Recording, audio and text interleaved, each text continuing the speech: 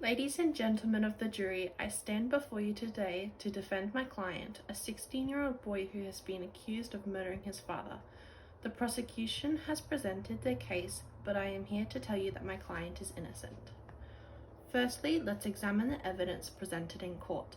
The prosecution has presented a knife as the murder weapon, which they claim was bought by my client on the night of the murder.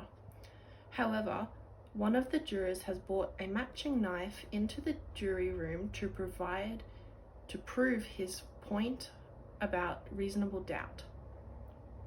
This piece of evidence alone is enough to bring a guilty verdict to the defendant. One piece of evidence proves the boy's innocence is the uncommon knife that was found at the scene. The knife used in the murder was a switchblade knife, which is a common knife. However, the knife presented in court as evidence was an uncommonly found knife. This raises the question of whether the blade presented in court was the actual murder weapon. Secondly, let's examine the testimony of the boy's downstairs neighbor, an old man who claims to have heard the boy shout, "I'm going to kill you," and has seen the boy hurry down the stairs after the murder had taken place.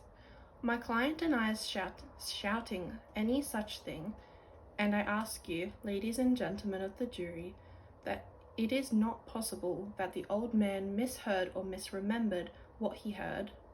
Furthermore, the old man is hard of hearing and could not have gotten to the hallway quickly enough to see the boy pass by.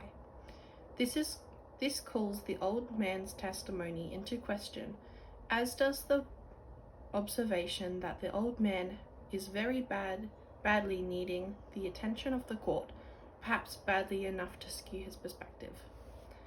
Thirdly, let's examine the boy's alibi. The prosecution claims that the boy was at the scene of the crime at the time of the murder. However, my client has an alibi. He claims that he was at the movies at the time of the murder.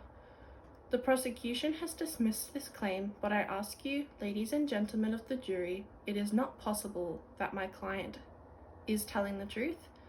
The fourth juror saw the same movie and cannot remember crucial details of the movie, suggesting that the boy's alibi could be the truth.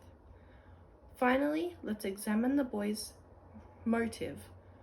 The prosecution claims that the boy killed his father because he was angry at him. However, my client has been hit by his father for his entire life. Why would the beating suddenly drive the boy to murder his own father?